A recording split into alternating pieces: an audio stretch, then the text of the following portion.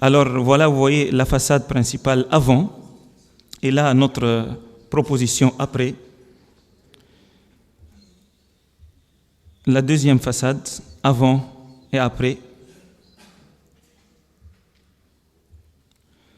Les sols, peut-être c'est illisible puisque ce sont des symboles architecturaux. Ce sont en fait nos propositions pour le sol, pour les plafonds. Mais ce qui est important en fait, on a préparé toutes les études et on a commencé à dialoguer avec le propriétaire. Qui est le propriétaire de ce wakala? Le propriétaire de ce wakala, c'est le propriétaire de 90% des biens sur la terre du Caire historique. C'est le ministère des Waqf, connu au Maroc comme le Habous. Alors, ministère des Waqf, quand on a commencé depuis un an et demi pratiquement, nos négociations avec le propriétaire, il a dit, mais qu'est-ce que moi je vais gagner? On peut les comprendre. Le ministère des Waqf, son rôle est de développer économiquement le Waqf pour apporter le plus d'argent pour les autres institutions sur lesquelles dépense l'argent de Waqf, comme les orphelinats et les dispensaires et tout ça. Il a un bâtiment au Caire historique qui lui rapporte 5 euros par mois, comme loyer. Fois 12, ça fait 60 euros par an. Mais le terrain du bâtiment coûte 1000 fois plus cher. 1000 fois plus. Alors, si on se met à sa place, lui, il veut vendre ce terrain et que ce bâtiment disparaisse complètement de ses biens. Parce qu'il en a marre. D'ailleurs, au ministère de Waqf, ils appellent le Caire historique le nid des guêpes. Le nid des guêpes. Parce que c'est tellement compliqué au Caire historique avec des problèmes d'héritage, des problèmes de loyer qui est bloqué depuis 30, 40, même 50 ans. C'est inimaginable qu'un tel bâtiment apporte 5 euros par mois. Alors, on a dit, on veut réhabiliter. Il a dit, mais vous êtes contre mon intérêt. Vous réhabilitez un bâtiment que moi, je veux le voir disparaître. Qu'est-ce que moi, je vais gagner? Ça a pris quand même un bon moment pour leur convaincre qu'en réhabilitant ce bâtiment, on va rendre un cadre de vie plus digne à ses artisans et ses habitants. Et là, ce sont des pauvres. Et alors là, on a contribué aussi à aider les pauvres, mais d'une autre façon. Ça a pris à peu près 8 mois.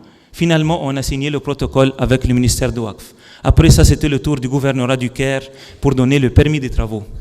On est allé au gouvernorat du Caire avec une lettre de recommandation, mais un problème de paresse, un problème de négligence. On est resté quand même 6 mois, mais finalement, on était sur le point d'annuler l'opération du Caire.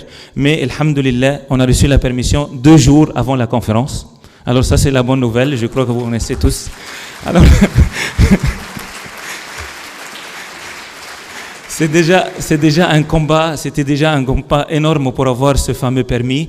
Là, Inch'Allah, la semaine prochaine, après la conférence, les travaux vont commencer. L'entrepreneur attend depuis 2 mois. L'appel d'offres a été fait, les études sont là. On va commencer le chantier, espérant de le terminer bientôt, avant la fin de l'année, Inch'Allah. Et simplement, vous voyez, il y a toujours des combats. Les habitants étaient avec nous dès le début, ils sont très enthousiastes, ils nous encouragent, ils ont même signé des lettres pour dire qu'ils veulent le projet, c'est dans leur bien et leur intérêt, mais à certains niveaux ça bloque, il fallait quand même avoir des relations à droite et à gauche pour arriver à combattre la bureaucratie et simplement la non-compréhension et la paresse des responsables de plusieurs autorités. Simplement, je termine en disant que il y a dans la salle aussi un membre d'équipe qui n'est pas là, c'est Dr Mahmoud El-Alfi, un des experts, et également Philippe Eringer que vous avez vu tout à l'heure. Alors on travaille tous, moi à Paris, eux en Égypte, avec une coordination un peu spécifique, mais pour mener à bien Rehabimed, en espérant que ça sera dans cette lignée des nouveaux projets de réhabilitation, la maison Sehemi, le Darb al-Ahmar avec l'Agha Khan, le Caire qu'on appelle l'ancien Caire avec le projet de Fustat et tout ça.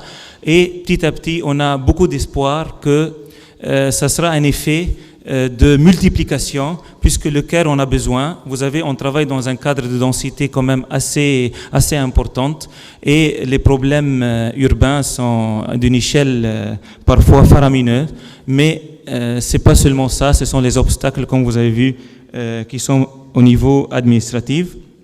Alors, je vous remercie. Shukran, thank you, muchas gracias et moltas gracias.